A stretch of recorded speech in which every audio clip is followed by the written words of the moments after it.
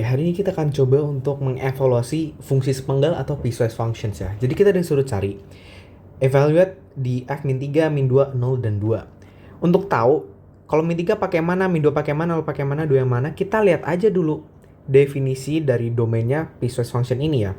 Pertama, definisi pertama berlaku ketika x kurang dari min 2. Jadi kalau kita gambar garis bilangan, min 2 anggaplah ada di sini ya. X kurang dari min 2 berarti semua yang ke kiri. Oke, ini definisi pertama, first definition.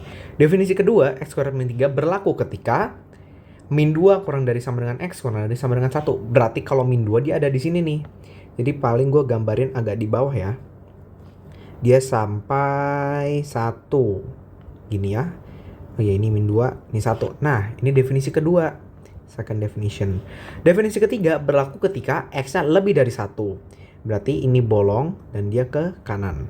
Nah, ini definisi ketiga. Kalau gini kan udah gampang ya.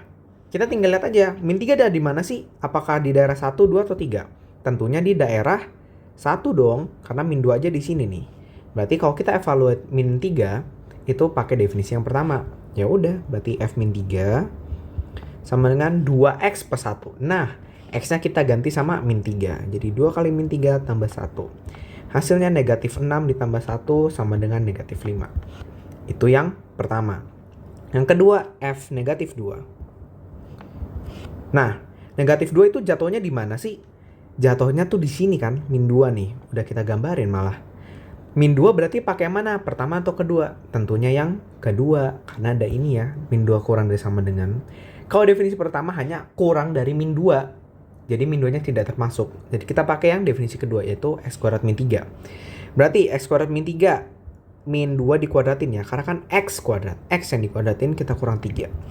Hasilnya min 2 kuadrat, karena minnya ikutan dikuadrat, hasilnya 4 ya. Kurang 3, hasilnya 1. Itu untuk F negatif 2.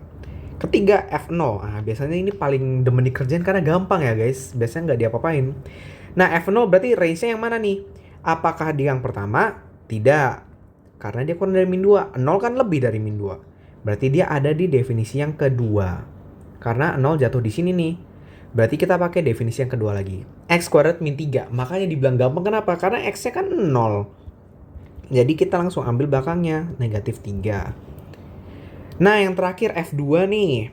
F2 pakai mana? Sebenarnya udah pasti pakai yang terakhir ya guys. Karena gue sengaja bikin soalnya kan. Jadi kalau pakai yang terakhir, karena apa? Karena 2 kan. 2 kan lebih dari 1. Dia memenuhi yang ini. Berarti pakai definisi ketiga. 6 per X min 1. Berarti 6 per X-nya berapa? 2 min 1. 6 per 1 sama dengan 6. Gitu.